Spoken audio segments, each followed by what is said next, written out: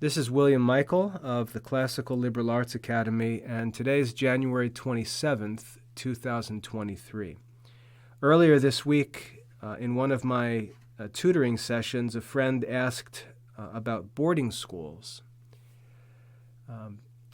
Apparently a friend was talking about sending a child to boarding school, and so the question came up, what's going on with boarding schools in the 21st century? In 2023, what role do boarding schools play?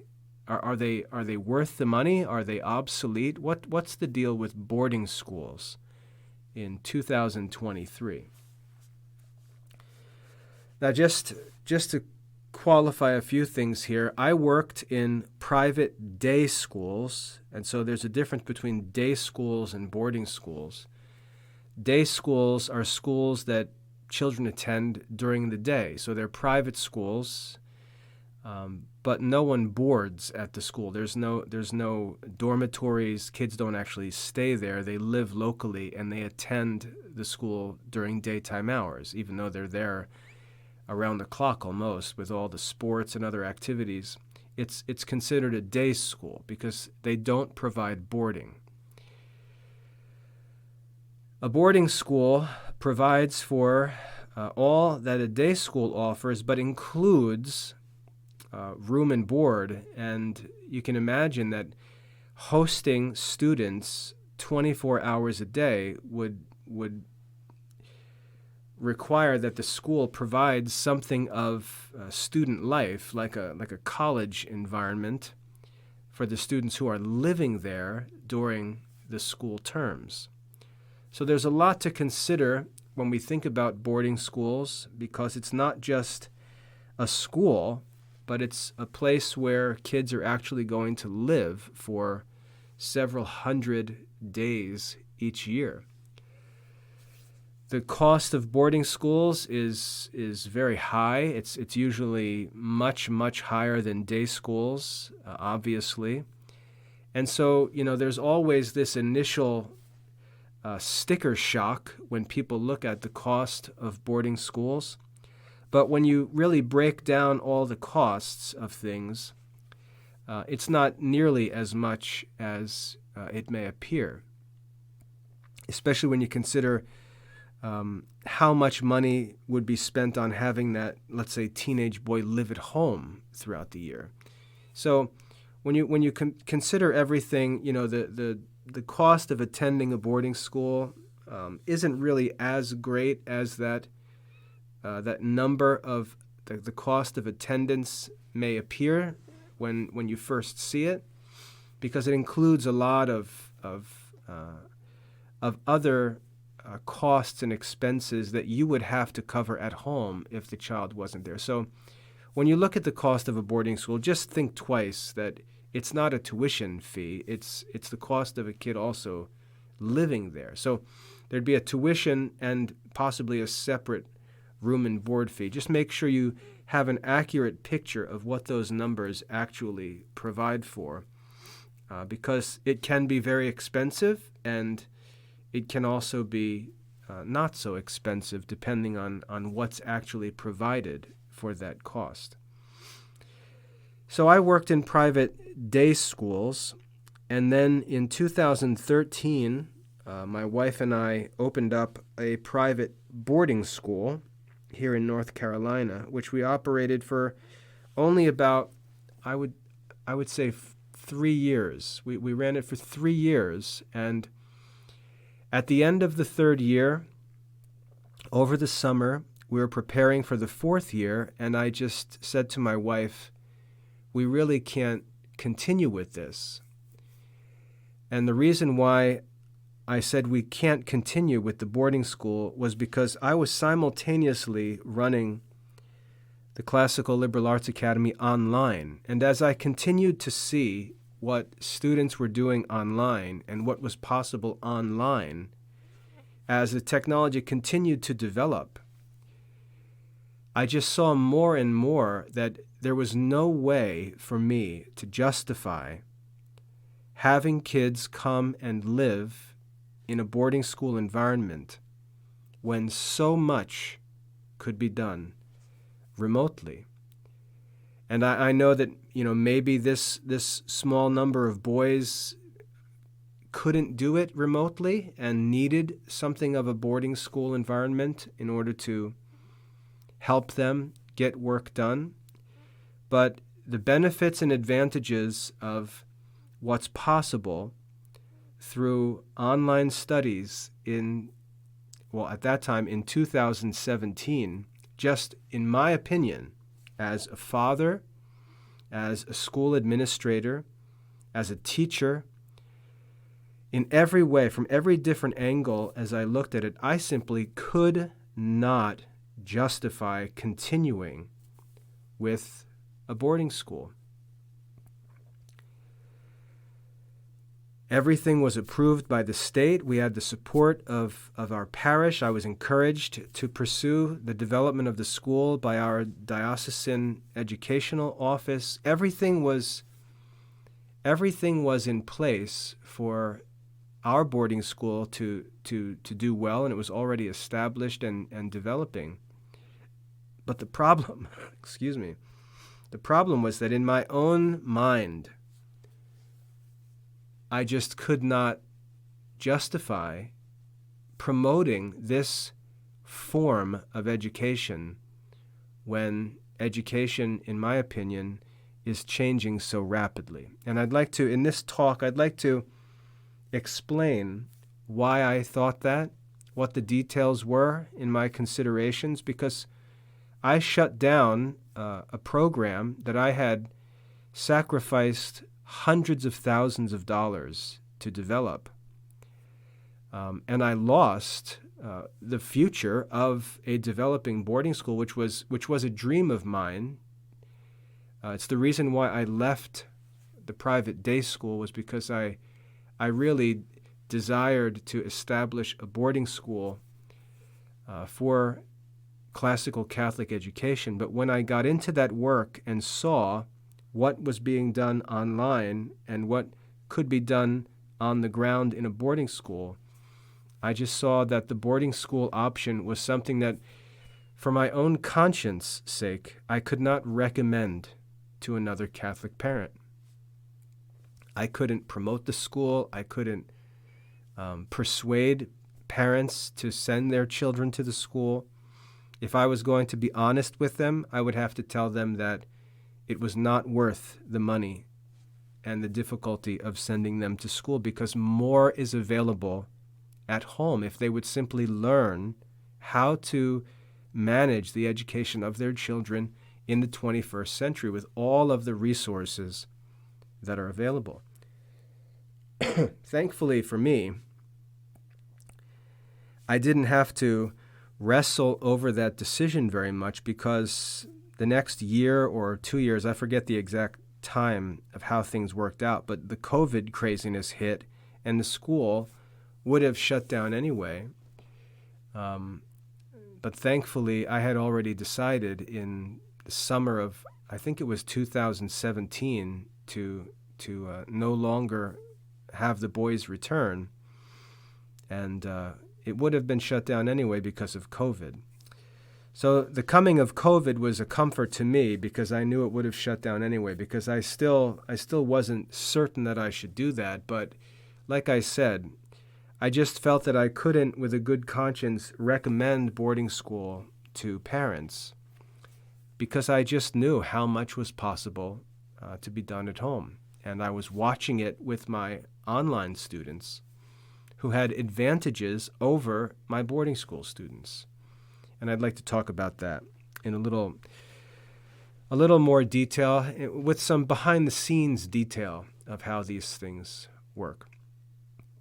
Now, the reason why I wanted to start a boarding school was because as I was working as a private school teacher, I had access to the students during school hours, but I had no influence on the children's lives outside of those school hours. So from 4 o'clock in the afternoon until the following morning at 8 o'clock or so, I had no influence.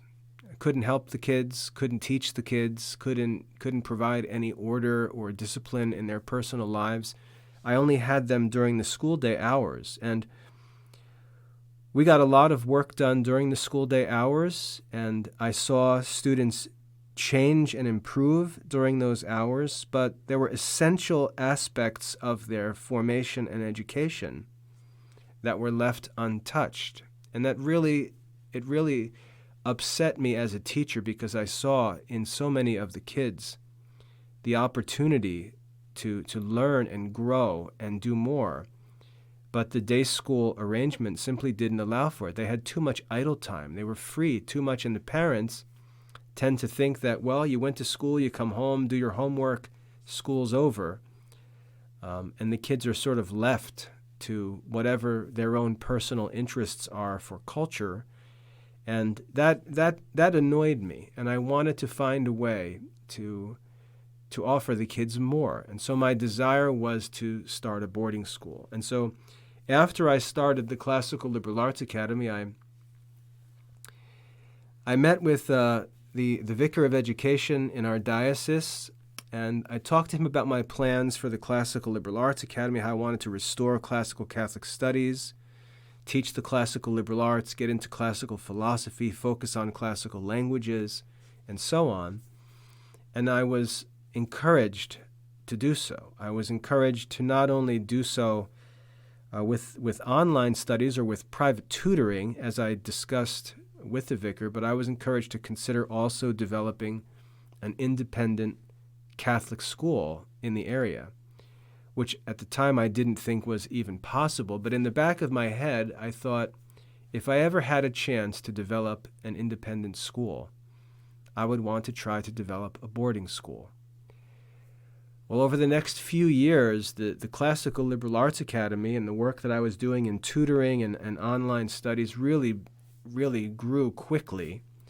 And the next thing I knew, I had a bunch of cash on hand and really didn't know what to do with the money that was coming in through the Classical Liberal Arts Academy. And then, in God's providence, a property opened for sale just around the block from our house, which was a 45-acre farm with an office building that could be used for a small schoolhouse and a house where we could live.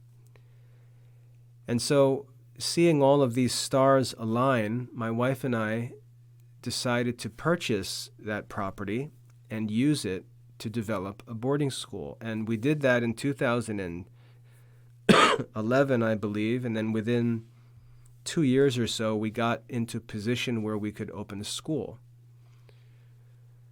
And so we had the first boys come in 2013, and they stayed, like I said, into 2017, and that's when I decided to stop the boarding school, and we eventually sold that whole property. Now, here's the reasons why I don't believe that boarding school is relevant anymore, why I think it's obsolete. There are a number of reasons, and I'd like to explain them. And remember, these are based on my own experience, in a boarding school, in a private day school, as the director of an online study program, as a Catholic father with my own children, and so on. The first thing is academic. The first problem with a boarding school, or any school, really, is we have to look at the curriculum that the school offers. And many schools get away with offering no curriculum. They really have no curriculum. They have a vague definition, or description of what they teach in the school at different levels. They may have something of a set of courses and plans on paper, but there really is no clear, coherent, detailed curriculum that the school provides for the students. Most schools are dependent on the work of teachers, not only to manage the classes and instruct the children, but to make decisions on what is actually taught in the program, in the school. The teachers decide what books to study. The teachers decide how to teach the books.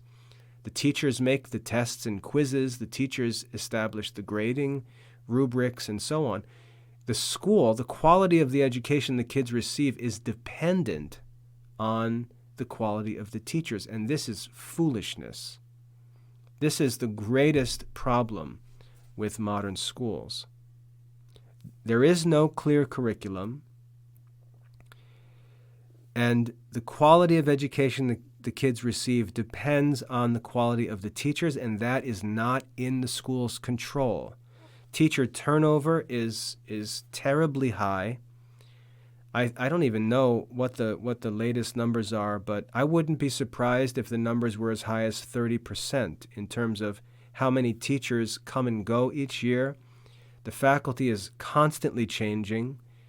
There is no supply of master teachers. The K-12 school model cannot be staffed with effective teachers. There simply are not enough teachers. There are not enough good teachers alive to fill the spots available in modern schools. And so the schools, when they depend on teachers for their quality, are built on sand. They have no real curriculum. There's no real quality of instruction. There's no real objective evaluation of student learning and things like that. There's no culture. There's no stability. And the students end up with whatever the teachers whom they happened to have while they went through their school years. That's what determines the education that they receive, for good or for bad. So the first problem with schools is that they don't have curricula. And if they are to develop a curriculum, if they were to try to organize a curriculum, they would not be able to develop something that's better than what could be made available online. For example, there's no way that a school could develop and offer an educational program that's better than what we offer in the Classical Liberal Arts Academy to our online students. There's no way. There's no way that you could offer better content. There's no way that it would be better served in a brick and mortar school than in an online study program.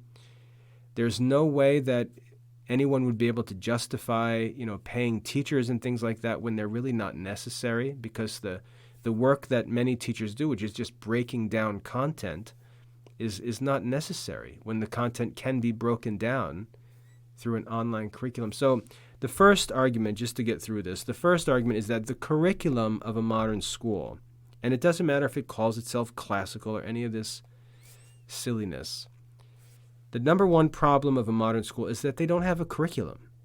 They don't have a curriculum. And even if they have something on paper, that has very little to do with what is actually going on in the classroom, in the children's experience in the school. So my first criticism is just academic.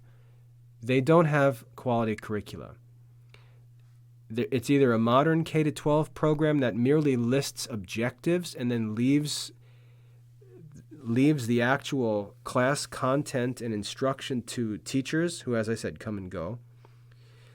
It's either a K-12 modern model with just curriculum objectives laid out, or it's one of these fake classical schools where they just spend more time on literature and history, but they don't have quality curricula, nothing remotely close to what's available in the Classical Liberal Arts Academy. And again, when I was developing the boarding school, I had to admit that I cannot offer the boys at boarding school anything better than what I could offer them if they went home and studied at home. And so I couldn't justify having them present when what I could offer them present was not better than what they could have at home and what I could help them with if they studied at home. So curriculum is the first issue. The second issue is faculty and staff. The schools, private schools, are often impressive. They work to have an appearance of some kind of old world, European, majestic appearance or culture. They try to appear impressive. They try to decorate themselves with some kind of old world symbols, and they try to pretend that there's some kind of Ivy League culture, things like that. And they give this appearance to impress prospective parents and to justify tuition. But if you get behind the surface of modern schools, and this was true at the day school that I taught at. I taught at an elite day school, and from the outside, the school was very impressive. The facilities were impressive. All of the marketing materials, all the fundraising campaigns and things like that the school offered, the athletic facilities, all of those things were impressive to look at. But if anyone poked beneath the surface and got into the actual guts of the school, the faculty and staff and things like that, they would find a ragtag staff of a small number of qualified, competent teachers who were put in influential positions and surrounded by a mob of incompetent, unqualified people who filled spots that were open each summer. And as I said, the turnover is just constant. The school I was at was, relatively speaking, a good school, and yet we had teachers having affairs with each other, all kinds of disagreements on curriculum, religious disagreements, all kinds of nonsense. And really, there were 3 or 4 teachers that were the engine of the academic work of the school. Everybody knew that as far as students, and most parents knew that, but people on the outside couldn't understand that. And 3/4 of the faculty was just filler, just to fill spots so that the school could operate. And every summer it was just, the turnover, it was almost like an easy hire, easy fire policy for the faculty and staff. And there were all kinds of problems caused by the teachers that were hired to fill spots, because there's no way, as I said, there's no way to find enough wise and competent teachers to fill the spots in a modern school. They just don't exist. Aristotle explained that in the Rhetoric. So when you look at the faculty, what you find is a small number of competent people who are there for the right reasons, who are called to be private school teachers, because it takes a different kind of person to be a private school teacher. It's not a public school faculty position. It's a private school position. Normally, the private school operates to serve some specific mission. There's a certain religious character of the school, or a certain cultural or intellectual character of the school, and a private school teacher matches the mission of the school he works at. And that's true of a small number of the teachers, and then the others, like I said, are just fillers. The problem also is with the private school, the private schools can rarely afford to pay faculty members well. And so there are 2 different kinds, maybe even 3 or 4 different kinds of faculty members in the schools. Number one is there is highly skilled people who are zealous for private education, who are financially independent, and who work at the school as something of an apostolate, a personal apostolate, to try to promote the mission of the school, which they agree with. And they do so, even though they receive a salary, they do so largely as a good work. They're there to serve the mission. For example, I worked at one school with a man who was a successful computer programmer who worked on Wall Street, was in his 40s, and was able to retire from his career and devote the rest of his life to education. There's that kind of faculty member. Then there's another kind of faculty member where it's a woman who may have some kids in the school. She's usually not there for a paycheck. Her husband is, successful professionally and provides for the family. She's there because her kids are in school. She wants to be involved. She's got some special, area of expertise, like she's an art teacher or she's a music teacher, something like that. There's usually this skilled but almost volunteer level woman in the private school who's working. But then there's this other batch of pretenders, and these are the people that drive me nuts about private schools. They're men who graduate from college, and they have a desire to have an appearance of being some sort of Ivy League or old world boarding school teacher. They barely make any money. They can barely pay their bills. They're not well educated. They serve these filler positions like I talk about, where there's just nothing else the school can do. There's no competent people for these roles, and they're these men who are trying to have an appearance of some kind of culture and learning that they don't actually have, and they staff these schools. Now, the problem is the faculty is not what the school pretends to be interested in. The school often tries to pretend that it's sort of this established, richly endowed private institution that has this heritage and tradition and stability, and it has no such thing. It's financially shaky. It doesn't have enough money to actually procure quality instructors, and so it's got these pretenders on staff, and this is especially true of the so-called classical schools, because anyone can fake being a teacher when you're teaching a literature class, when you're teaching a history class. These fake classical education courses that fill up the schedule, that have no real objective standards, that have no real accountability for the teachers. They can man these classes with these pretenders who just pretend to have some interest in literature and culture and classical studies, even though they can't read the classical languages. They don't study philosophy. They didn't actually study classics in their own university education. They're not qualified. They would never get a job in a secular private school where they were judged, specifically for the quality of their educational background and ability to teach established courses.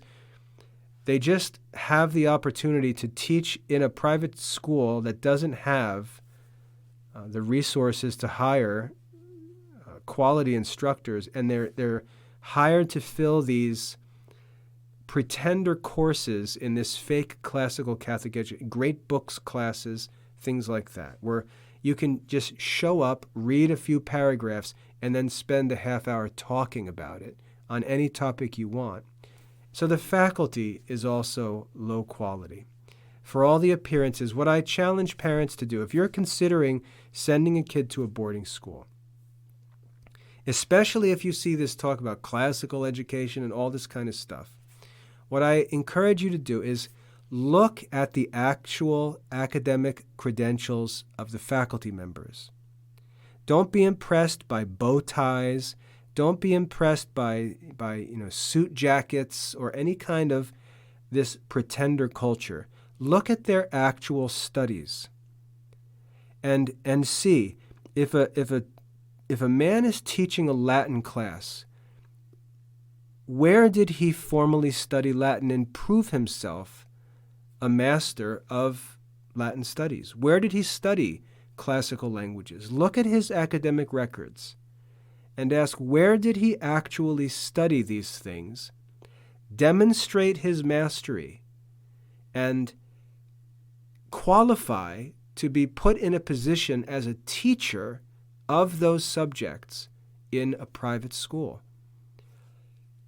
Please look into the academic backgrounds of these men and women who are hired by these private schools and ask yourself, are these people qualified to be teachers? You will very frequently find that the men and women teaching your children for a high tuition cost are not competent teachers. They're not qualified, and your kids will not make progress in those studies. They never studied those subjects. They may have, taken an introductory level course or something like that, or they just want to be a Latin teacher or a literature teacher or a history teacher. But when you look at their actual academic records, there's no evidence that they put the work in to actually demonstrate their knowledge of those subjects, and they're hired to fill these spots by these private schools. And it's a terrible, terrible reality that is allowed to go on because parents who are paying tuition at private schools and board don't demand that the school hire competent teachers. They allow them to hire these nice guys who claim to be interested and share the vision of the school, but they are not qualified to be teachers. If you're going to pay tuition, you have to demand quality teachers. You cannot allow the school to hire incompetent people to just fill spots in the faculty so they can collect tuition and stick terrible teachers that turn over year after year after year to be your children's teachers and affect your children's education, to determine the quality of education that your children actually receive. Parents have to learn to demand to see the teacher's academic credentials, not only that they got, let's say you got a degree in history, but that you were a good student. What was your grade point average? You're a teacher here. You're a teacher. Where is the demonstration of your mastery of these subjects? Parents rarely ever ask for any kind of qualifications. Now, let me give you an example of this. I was a classics student that earned honors as a student. I applied for a private school teaching position. I was invited to come to the school. This was way back in 2005. I was invited to come to the school. I was interviewed by the staff, by the administrative staff. They asked me if I would be willing to teach one class. They asked me if I'd be willing to teach a class, and I was given a Latin level 1 class. They asked me to teach. And before I left, I was offered the job. There was not one person interviewing me.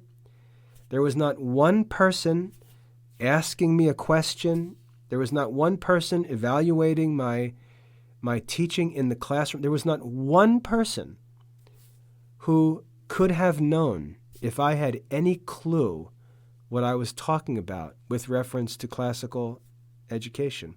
There was not one person in the school administration or on the faculty that could have had any idea if I was they never asked me if I was fluent in Latin or Greek, if I could read. They didn't offer a Bible to me and say, would you mind please reading this Greek text for us so that we can see if you even know the language? Nothing. There was no actual evaluation of whether or not I actually knew the content well enough to teach. Now, I can trust that they looked at my academic records, and from my academic records were able to discern that I had reached a certain level of mastery in my studies. But there was no investigation into my qualifications to actually teach school subjects in a high school level program. None. And I had to actually ask them about that.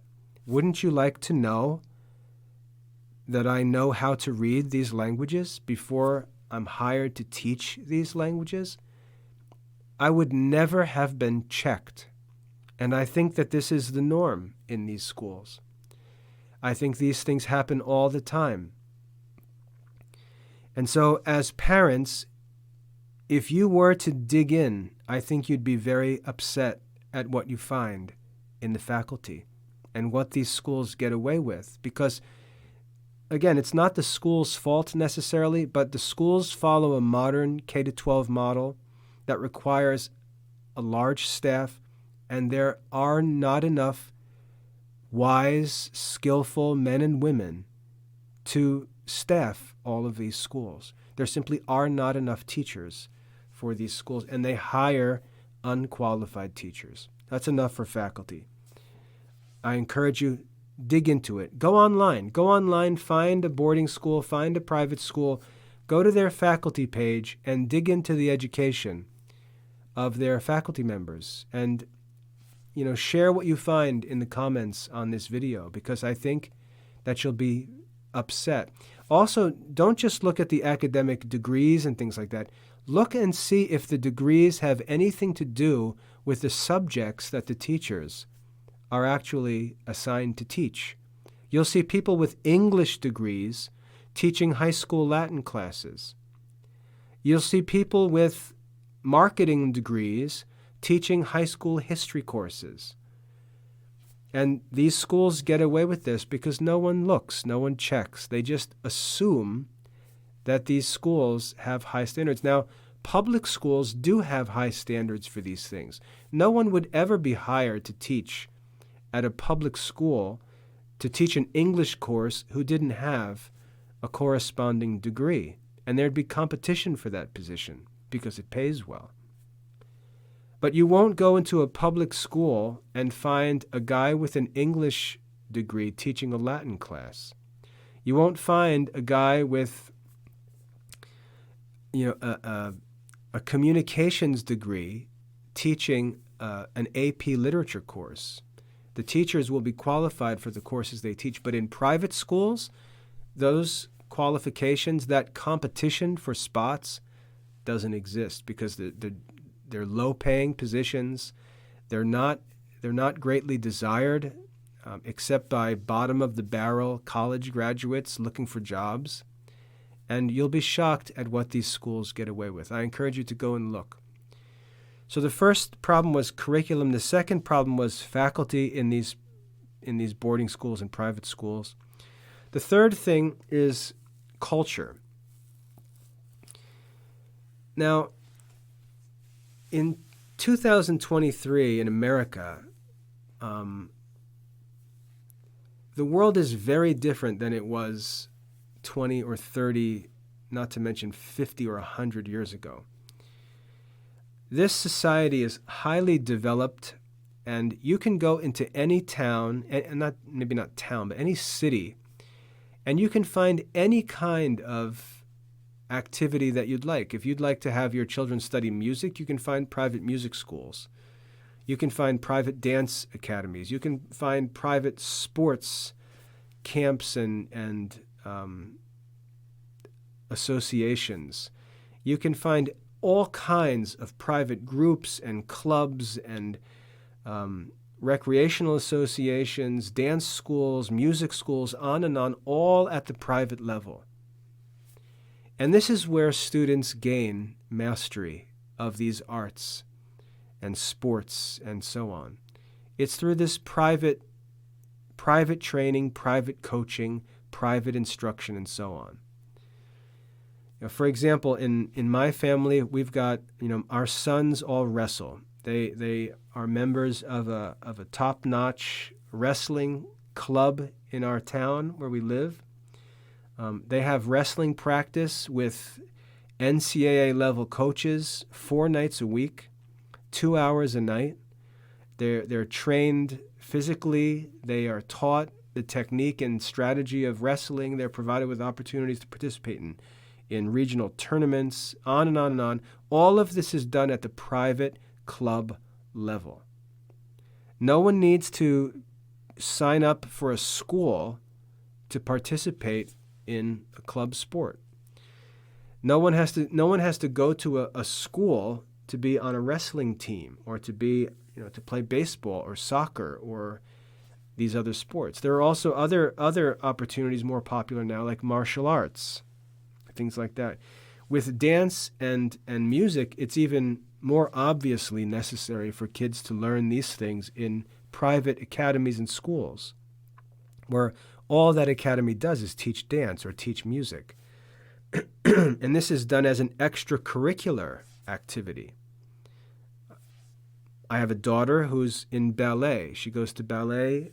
She's still young, but she goes to ballet 2 nights a week in a classical ballet academy, totally private. Has nothing to do with any school attendance, not associated with any school. It's a ballet academy. It's a dance school. So what you see is that in modern America, as I said, in almost every place there's access to quality private clubs and groups and academies and institutions where kids can get extraordinary extracurricular opportunities. There's no need to associate extracurricular activities with schools. And this is something that was different back in the 1980s and 90s when I went to school. If you wanted to play baseball, there was Little League and things like that. Babe Ruth, you could play in the spring and the summer. But if you really wanted to play baseball, you had to make the high school team where you got the chance to play 40 or 50 games in a baseball season. You had to play baseball for the high school team. And in high school sports, you had to make the team. You had to try out. Kids got cut. A small number of students actually made the team. And so being able to participate in a sport, you had to already be good at it. You developed that skill through Little League play. And then by the time you got to high school, we already knew who the players were going to be. The same thing was true for football and basketball and wrestling, lacrosse, on and on. And there were some other sports where you could sort of just, join up for if you weren't very athletic. Like track and field was always sort of a leftover sport. And where I came from, soccer was a team sport in high school that anybody could sign up and play for. But the other sports and different schools differ. But you had to be good at a sport even to have the opportunity to play in high school. And so sporting and schools were connected. But in this generation, that connection no longer exists. There's no longer any need for a student to be enrolled in a certain school in order to play a sport or to have some extracurricular activity. There are better opportunities outside in the private sphere. And not only that, but most of the kids who we see who are actually successful, in different activities in schools actually learn their skills and practice and train in private institutions, and they simply participate in the high school activities. But the high schools love the schools and the private schools, and they love to pretend that they're the sources of these skills and of these arts and things like that, and they're not. It's very misleading for parents who don't look into it. You look at a school and you say, oh, they've got an all-American soccer player, they've got this great basketball team. But then if you get into the details, all of those basketball players are on AAU teams and develop all their skills privately. The all-American soccer player plays for a private club elsewhere. It has nothing to do with the school, but the school, for the sake of promoting itself, presents all of these things as if these are the rewards of coming to their school, and it's false advertising. It has nothing to do with going to those schools. Those students bring those skills with them, and it has nothing to do with the school.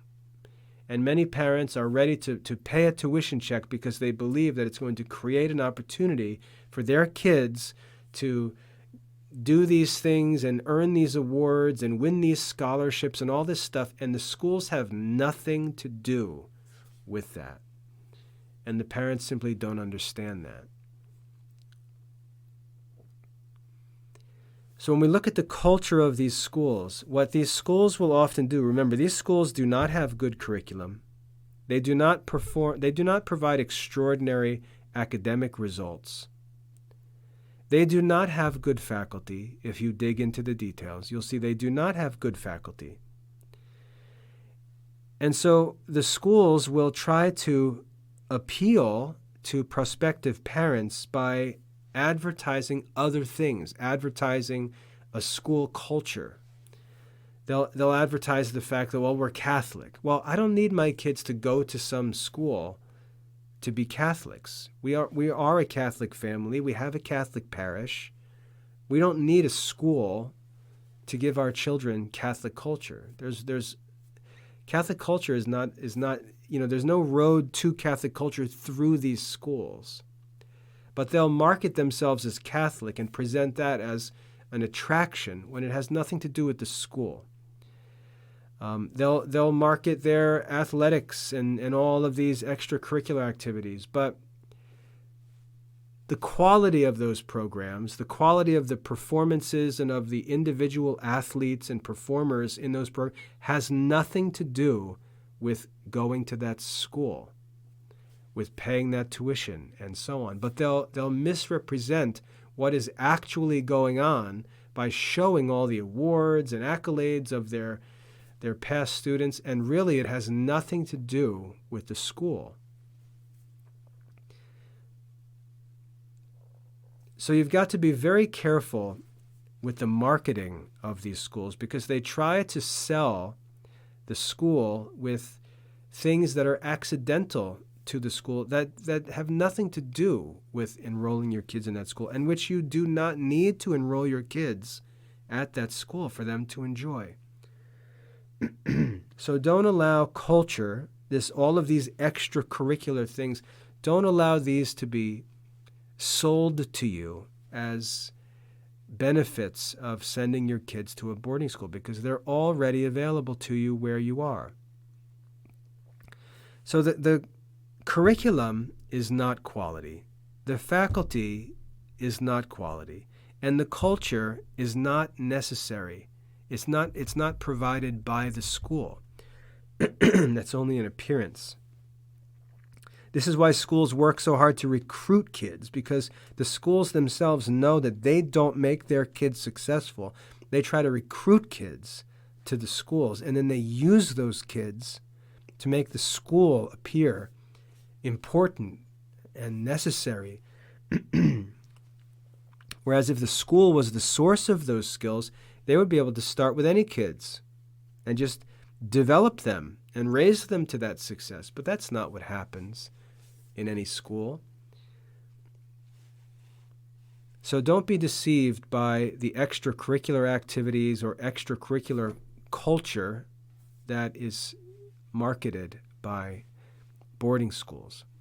Now, when you consider these things and then you look at the cost of these boarding schools, you have to ask yourself, how do we justify these costs? And there's no way to justify the cost. There's no way in 2023 to justify paying $40,000 or $20,000 a year for a teenager to receive a high school level education. There's no justification. Now, some parents are going to do it anyway, and I will argue, I'm not going to say this about all parents, but there are many parents who are part of this pretender culture, and they sustain this appearance through this pretender culture by sending their kids to these schools and keeping this ball rolling, as it were.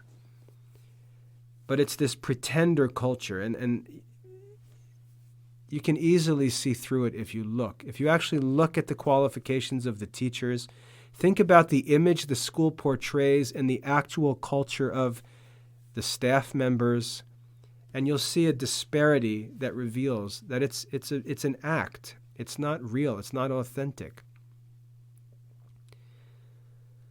But there are many parents who are willing to pay that because they themselves are part of that pretender culture, and they need this place They need this place to associate where they can actually carry out this pretender culture. And that's what the school represents. It represents the culture itself. And you'll see them doing things like arranging wine and cheese events and concerts and all these kinds of things where the staff members are making $35,000 a year. These are not wine and cheese people.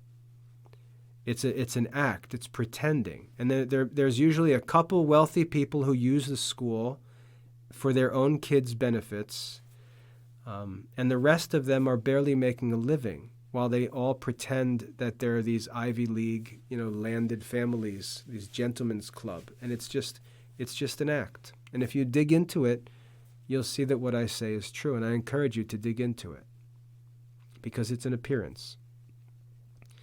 The curriculum is poor. The faculty is poor. The culture is unrelated to the school, actually. And you'll often find a pretender culture with a few wealthy, influential parents that use the school for their own children's benefits.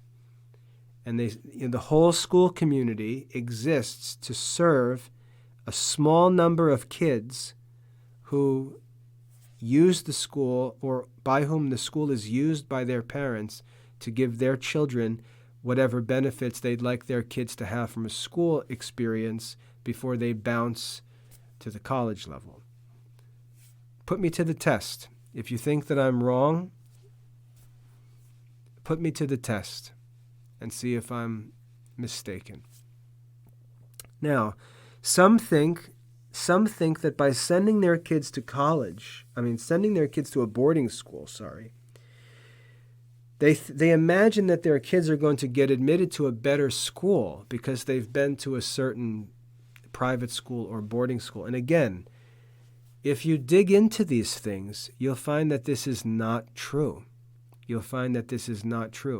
When schools list colleges that their graduates have been admitted to, if you have a private school that's charging a high tuition, or a private boarding school that's charging a high tuition and is pretending to offer something elite, extraordinary, you have to look at the list of schools or the list of standardized test scores and things like that and ask, do these things really justify the cost of this school?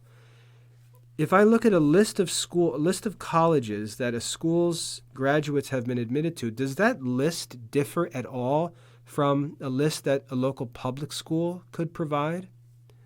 And you'll find that it doesn't. The public schools get kids into Ivy Leagues. The public schools send kids to Catholic colleges and universities. The public schools send kids to top state universities. The public schools send kids to top technical institutions and engineering schools. The public schools successfully send kids to all of these colleges, the same colleges that are listed by the private schools and boarding schools. So what's the point? What's the difference? Are these kids all earning scholarships and awards? Maybe that's the difference, that there's an extraordinary difference in scholarship offers and benefits. Go ahead and look. There's not. These schools are largely marketed on a myth or a fantasy of what these schools offered by parents who think that they're buying their way into some kind of elite society by sending their kids to a private school. But if you look at the details, look at the outcomes and results, and compare them, remember, we're talking about small schools here. So if a certain school has, let's say, 100 students per grade level, so they've got 400 kids in an entire high school, don't compare that private school, let's say the graduating class, 100 kids. Don't compare them to the average scores of a local public school. That's not a fair comparison. That local public school probably has 1,600 kids in the high school. Compare those 100 private school kids to the top 100 kids at the local public school and see how they compare. That's comparing apples with apples. the schools give this appearance that they're going to provide some elite education to these kids who attend the school. Well, take those elite kids from this private school with their achievements and compare them to the top 100 kids of the local public school. And tell me that the private school prepares the kids better than the top 100 kids at the public school have been prepared. You'll find that it's not true. These private schools get away with comparing their numbers to the averages from the public schools, which is just an irrational comparison. The public schools are teaching kids who literally get dropped off at the front door with no tuition money. They may not even have parents. And we're going to compare the results of the high tuition private school education with the results, the average results of the public school, and let the private schools get away with that? That's parents' fault. If parents do that, they get what they deserve. They're suckers. They fall for the marketing without asking whether the comparisons are comparisons between the number of students in the private school and the top number of students in the public school. Compare those numbers. Rarely will you find that the private schools offer any better numbers, any better colleges, any better programs that they're admitted into. There's hardly any difference in outcomes. What it ultimately comes down to in most places, if there's anything else left, it's an idea that parents think that by sending their kids to a certain private school that shares their culture or that they look up, that they admire, that their kids will be immersed into this peer group of good kids that promote the parents' values and are friends that the parents would approve of. It's often an effort to try and buy good friends for your children. It's this desperate reaching after friends for your children. And you're going to find that the private schools, they don't offer what many imagine that they would offer. The schools that I taught in, as good as they appeared on the outside, Christian, private, elite, college preparatory schools, they had all of the junk in them. And what happens is the most influential students in the group are usually the worldly kids, the kids who are morally, I don't want to say bad because, obviously they're not going to be as bad as having kids coming to a public school out of a drug house. But the moral problems present in the public schools are present in the private schools. There's drugs, there's drinking, there's sexual immorality, there's violence, all kinds of stuff. We had a kid commit suicide in his senior year in an elite Christian private school. The idea that the private schools are these sanctified, exclusive clubs for the good people, an aristocratic, it's just not true. It's not true. And parents can't fall for this false appearance. It's simply not true. So when we look at all of these things, we find that the appearances of these schools are really just that, they're appearances. And then we consider all of the benefits that are available to our kids at home with private studies online, with local extracurricular activities that are likely better than the extracurricular activities of the schools. We look at all of these things.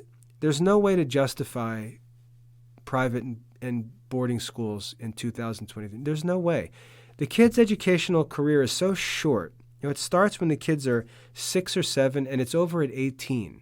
You're talking about 11, 12 years at the most. They go by very quickly. Even though there's a lot of time to get stuff done, it's a short period of time. Helping your children to get their college preparatory studies finished in those 11 years is very easy. It's very easy. The colleges and any institutions that the kids will be applying to after high school, they do not care one bit about homeschool, private school. They don't care. They're looking at transcripts to see that the kids covered the necessary courses.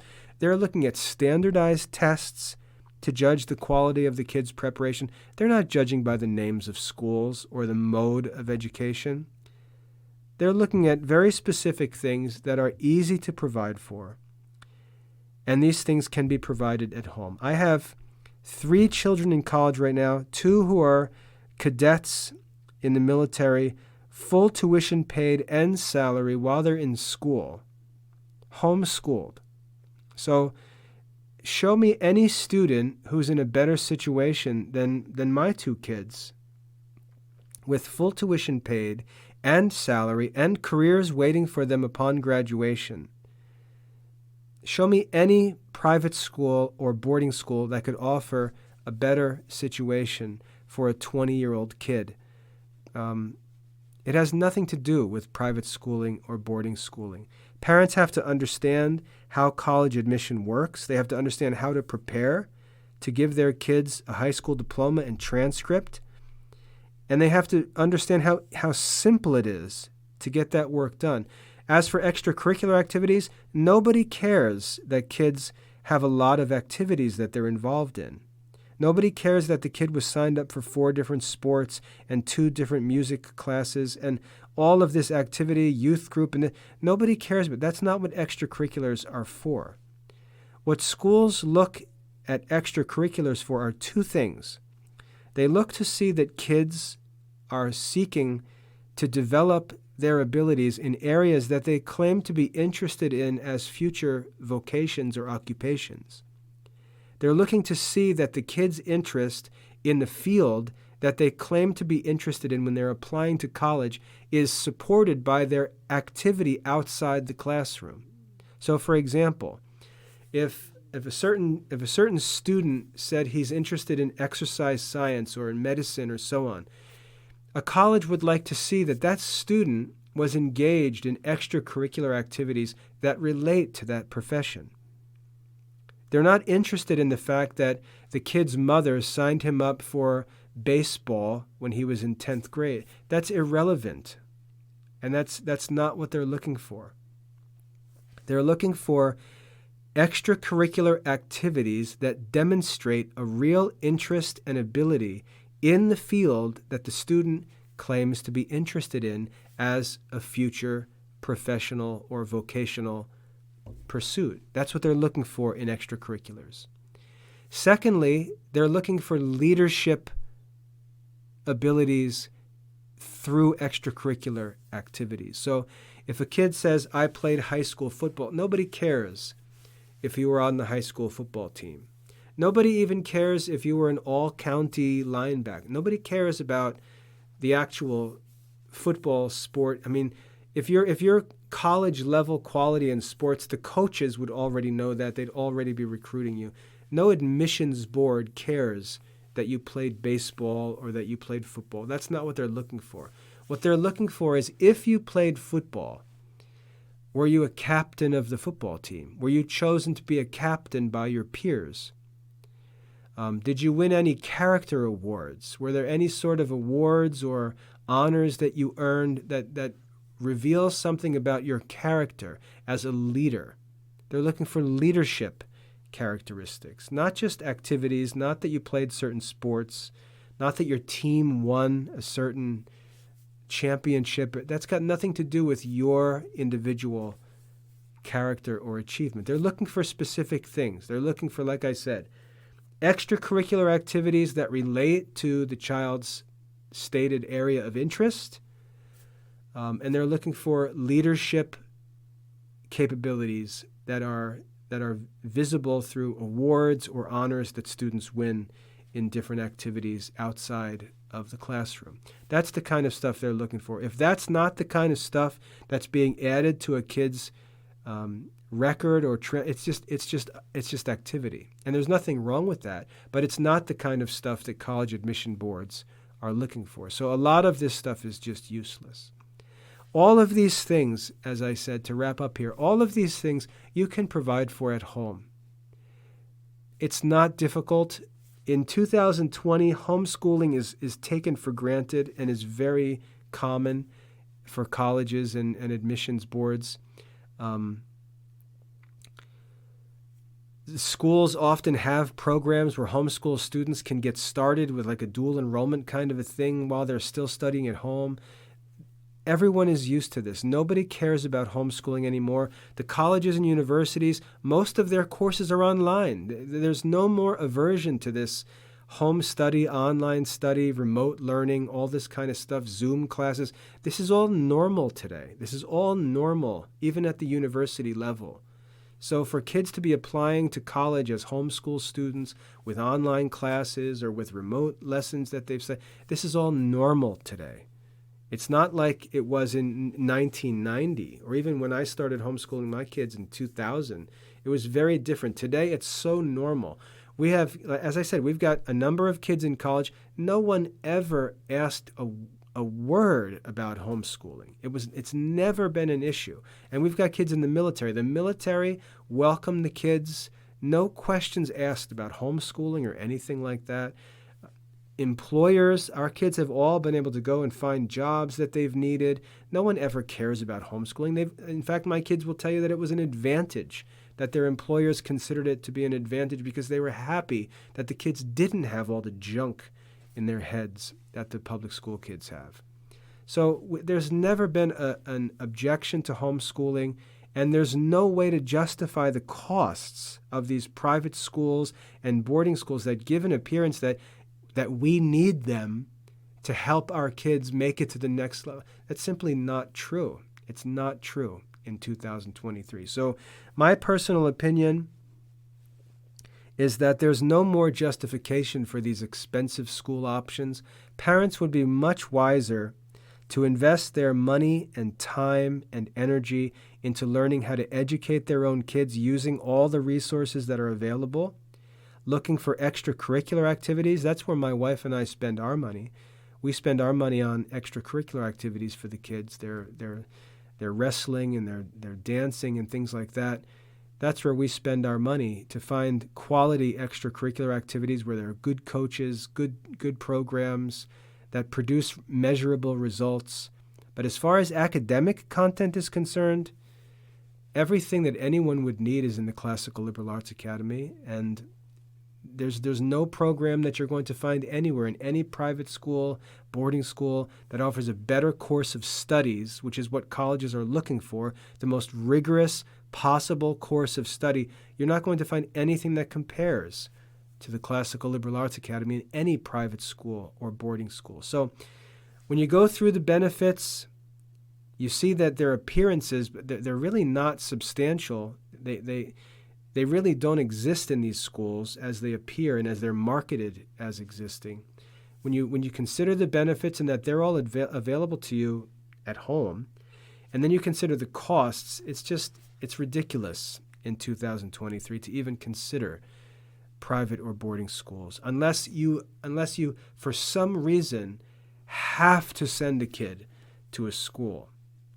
If you're in a bad situation where the head of the household can't provide for the family to homeschool and the mother has to work to pay the bills because the father can't do it, well then it may be a necessity to have the kids go to a school, and you may feel a necessity to send the kid to a school that at least respects the Catholic faith or something like that. But if that's not the case, I would recommend learning how to homeschool your children and seek out local extracurricular activities to provide for everything that your kids need for their preparatory education. So that's my thoughts on on not just boarding schools but also private schools, and why I would never recommend them to anyone in 2023.